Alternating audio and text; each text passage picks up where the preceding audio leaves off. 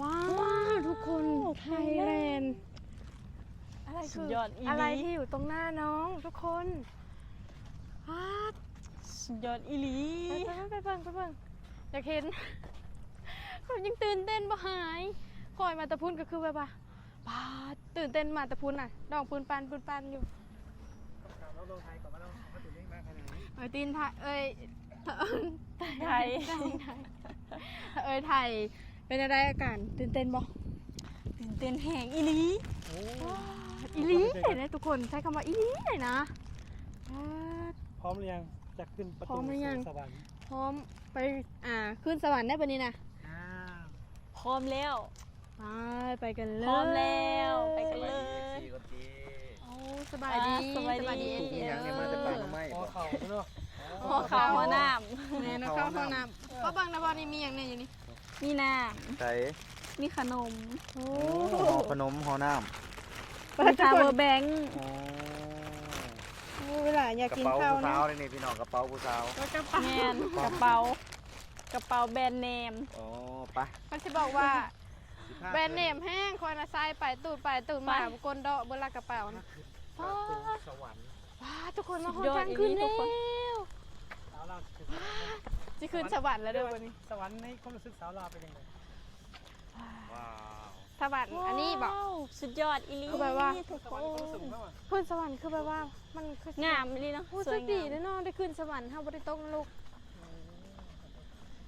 นี่ทุกคนโหดทางขึ้น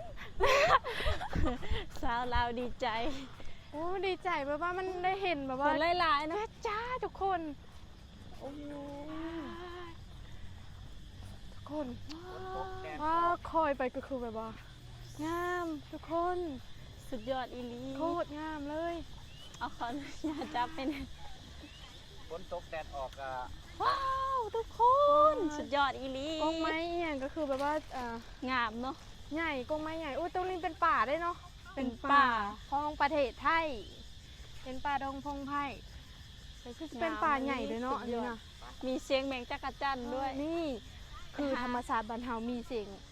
จิกกระจั่นแม่นมีเสียงปัจจุบันเฮานี่บ่ได้มีได้เสียงแบบนี้เลยเพราะว่าเขาไปการเขาไปได้ยินเสียงแบบนี้นะไปหาอันยางมาติดเอาแล้วแม่นถ้าได้ยินยางมาติดเอาไปคั่วกินถ่ายขึ้นไปลองมองไปขึ้นได้บ่นี่นะคุณขึ้นได้บ่นี่นะไปนึงนี่ก้าวขาเล็บถอดเกลืออีบ่ต้องให้ถอดเกลือก่อนนะเอาเวลาขึ้นเงื่อนอยู่บ้านเฮาถอดเกลือบ่ให้เกลือบ่ถอดได้ทางนี้เอาถอดเกลือก่อนนะให้ถอดกระถอดเกลือตัวให้ถอดกระชิโทษนะถอดเกลือไม่ถอดกระทบจะมาฮอนเด้ว้าวทุกคนคือชิว่ามีน้ำหรอวะเนาะประตูสวรรค์ทุกคนถอดเกือบเลยทุกคนเป็นยังสวยงามอีลีนี่คอยเห็นเขาเจ้าคือถือซะถามเขาเจ้าแล้วเอาเขาเจ้าคือถือซะบอกกล้าถามเด้อไม่ยังเขาเจ้าคือถือคือให้เขาถอดเกือบแม่คนนี้ไปบอกว่าเราทำคนนี้ไปบอกกันต้องตามคนนี้ล่ะเขาบอกจะยอกน้องบอกได้ยังไงก็บอกให้ยอกน้องถอดเกือบอ้าวเห็นมันง่ามแม้มันง่ามมันรู้ก็ต้องถอดเกือบบอกไปซะถอดกระถอดเท่านั้นแหละเขาสิเบิ่งหาบ้านนอกบ่ตั้งนี่สิว่าหาบ้านนอกแล้วเนาะเราคิดว่าน้องมาจากบ้านนอกป่ะแม่มาจากบ้านนอกเข้ากรุงบ้านนอกเข้าในเมืองบ้านนอกเข้ากรุงนั่นแหละทุกคนเสียงไว้ก่อนถอดเกิบยางคืนประตูสวรรค์ไปขึ้นเสียงเกิบไว้ก่อนทุกคนไปเชิญอายเพิ่นเด้ออายเพิ่นเด้ออายมันมาถอดเกิบขึ้นแล้วนี่ถอดเจ้าขี้โต๊ะบนนี่ข้าเจ้าก็ยังใส่เงี้ยขี้โต๊ะคักอยากใส่ป่ะล่ะต้องอยากใส่ต้องอยากถอดล่ะมาลองเหยียบเบิ้งแบบนี้ก็เย็นอันนั้นดี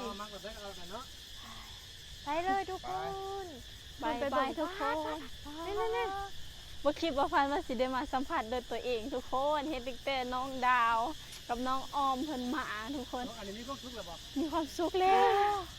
คือแบบตื่นเต้นยังบ่หายทุกคนเคยมาแต่ว่าตอนกลางคืนยังบ่เห็นแบบนี้ แต่ตอนแบบนี้คือสิแบบว่างามกว่าอันวิวกลางคืนที่มาแบบแสงมันสว่างอันนั้นคักๆ แสงสว่างแบบเห็นสาวผู้ใดเห็นแบบสวยงามอีดีว่ะประตูขึ้นสวรรค์ โอ้ทุกคนว้าวพูดนี่ว้าว เหงาแต่บ่อนี่นะ ว้านี่เห็นวิวอัน ดึกว้าเห็นวิวตึกด้วยทุกคน เอาผมนี่มีป่าเลยมี ดอกบัว นี่แม่บัวน้ำอ๋อที่เจ้า อยากได้อยากได้ อยากได้ดอกบัวแล้ววันนี้บ่น้องดาวสิซอยยัน นี่มีอีกหลายเด้ ทุกคน ว้า ด้า ด้าน น นั้ นั้น น เป็ เป็น น ตื่นเต้นบ่หายจ้าเถอะ ด้านนั้นเป็นอันตึกทุกคนเสือเกิบบดีบอกว่า เฮาสิย่างขึ้นไปต่อเกมนี้คือน้องดาวเขาเอาอนุญาตบ่ใส่เกิบเด้อเพราะว่าอยากไปย่างเกือบกะสัมผัสพื้น สัมผัสพื้นโดยตีนเป่า เหมือนด้วยเท้าเปล่านะคะ โดยเท้าเป่าเนาะ แม่นต่อไปนี้น้องๆก็จะพาพี่ๆทุกคนไปดู ว่ามันสวยแค่ไหนสำหรับหนูคือแบบสวยมากๆ สวยอีดีสวยอีหลอ ไม่เคยเห็นมาก่อน งามเหมือนแบบว่าตกมาอยู่ในสวรรค์เลย คนหนูคือถอดรองเท้าหิ้วเอาแบบนี้เลยนะนี่ ถอดรองเท้า ใช่ เดินเลย ถ้าคนเขามองหนูคนเขาเบิ้งเขาเจ้าเขาเบิ้งว่าเขาถอดเกิบเป็นยัง ขบวนเขาถอดเกิบ เขาถอดเกิบหิ้ว แต่โอ้ยทุกคนพื้นเย็น เย็นแห้งอีดีขอนั่งได้บ่ ฝรั่งเลยบอกว่ามาสำนียังนั่งล่ะไปไปนั่ง เอ้า คุ มั ณ นเย็นด้วยสะ ไปนั่ง คือสิเย็นค่ะ ไป มี เป็นอย่างบอ ไปผู้ผู้ คือยาวแท้นี่นะ อยากแลนไปบ้างอยาก อยากแล่น แล เลย นแลนคือแบบแต่ว่าตอนนี้ก็เมื่อยเนาะ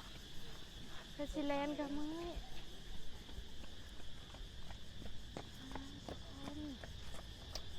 เป็นอะไรมาเห็นครั้งแรก ตื่นตาตื่นใจแห้งอีหลีว้าวพวกยาวอันนี้เนาะ ไม่ เพิ่นใส่หลอดไฟบ่ จะคู่คือกันนะบ่เคยเห็นสองมันก็เป็น โอ้เพิ่นใส่หลอดไฟทุกคน เขาเอิญอย่าง หลอดไฟ หลอดไฟแบบนี้นะคือแบบหลอดไฟอันนี้ง่ายๆหยอดบุกล้าจับยันไฟดูดหลอดไฟ เบิ่งนี่ยังน่ะ เบิ่งดอกไฟ เบิ่งว่า มันคือมีแสงออกมาอยู่นี่ ออกมาจากใช้นะ เบิ่งดอกไฟมีแสง เนี่ย บ่สงสัยบ่เป็นหยังเพิ่นคือให้เฮาขึ้นฟรีทั้งที่เพิ่นไต่ไฟเนี่ยบ่ได้เก็บเงินจากเฮาเด้นี่ สงสัย สงสัยคือกัน เป็นหยังมันก็ให้เอาคุณฟรีโดยที่ว่าบ่เก็บเงินบ่เก็บหยัง นี่ คืออยู่ลาวนี่ต้องเก็บเงินได้นี่ เก็บ เฮา เงินบ่ แม่นอยู่ลาวต้องเก็บเงิน เฮาไปเที่ยวทุกสถานที่หรือว่าทุกสวนนี่คือว่าบ่ได้เห็นเก็บปีเนาะ แม่นคือแบบประเทศไทย คือแบบทุกที่ที่น้องดาวไปคือแบบเขาฟรีทุกคนเขาฟรีเลยนะ ฟรีส้มฟรี ไฟฟ้ากับฟรีเด้นี่แต่บอกเพิ่นไต่ไฟฟรีเพิ่นเอาเงินมาใช้มาจ่ายเลย อันนี้น้องดาวก็อยากรู้คือกันว่าเพิ่นเอาเงินมาแต่ซ้ายมาเฮ็ดมาทางนี่มันคือ ชาว ได้ ไท หลาย ก็ ปานนี้ รู้คือ ได้ กั งามปานนี้ได้ แบบเพิ่นสร้างได้จากใดเนาะ แม่น สร้างได้ เขา จาก เฮ็ดได้แนวใด ว้าวบอกทุกคน ทุกคนว้าวนี่วิวนี้ยิ่งสวยทุกคนแห้งเต็กงามนี่มาบนนี้ เต็ม นะ งาม งามอีกแล้ว แม่นมันงามได้สะเฮ็ดแนวใดว้าว อันนั้นเขาก็สิสร้างบ่แล้วนะ อยู่ไส เด่นน่ะ โอ้ทางลุมนะคนลงยางได้มันบ่ ตกเรือน้องทองไทย โอ้นี่บนนั้นน่ะ ยังถอดเกือบอยู่วะนี่ บนนั้นน่ะ ยังถอดเกือบอยู่วะนี่ ยังสด ใส่พากันหิวเกือบอยู่ ขออนุญาตบ่ใส่เกิบด้วยทุกคน แม่ เป็นหยัง น คือบ่ใส่เกือบ เพราะว่าขึ้นมาบอนงามๆแล้วแบบ ยามันเปื้อน ยันเปื้อน แม่ ตะกา ยันทีเปื้อน แม่น ๆถ้าสิขอถอดรองเท้าหิ้วแบบนี้ไปเลยนะ ใส่ให้ มั มัน น มี เหมาะ คนทำความสะอาดอยู่เด้ บอก เป็นทำความสะอาดอยู่ ไม่ใช่ว่าอายแกล้งนี่นะ สิ เพ ใส่ ราะว่า เกิบ เห็น ก่อน บอนงามๆเนาะก็ยันเปื้อน อ๋อทุกคนไปน่าจะไปย่างไปบนนั้นน่ะคือสิแบบว่าไปขอดบนนั้นแห้งเต้ คื น อสิงามเนาะมงนะ ไปกันเต้า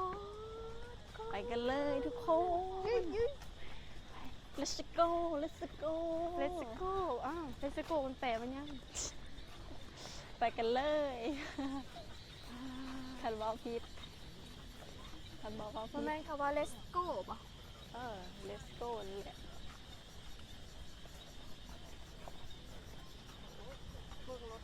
ทุกคน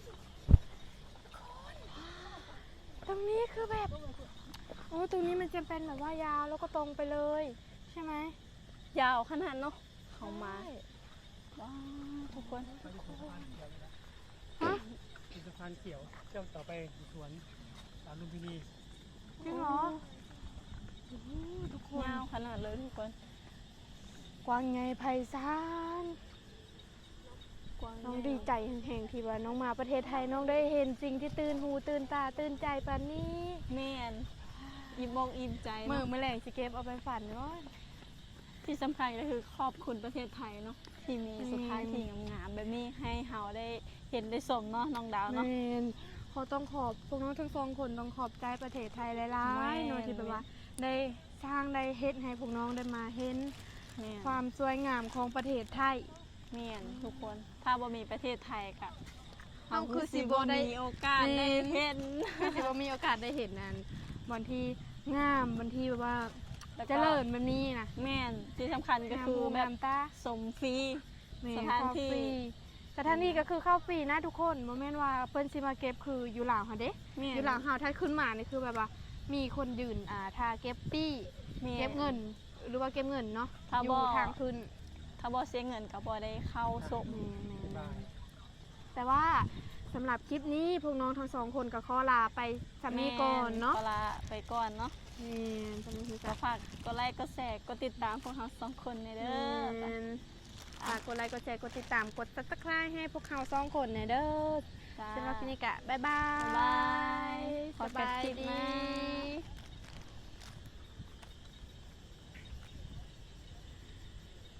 ไม่ได้บอกไม่ได้วิวหรอก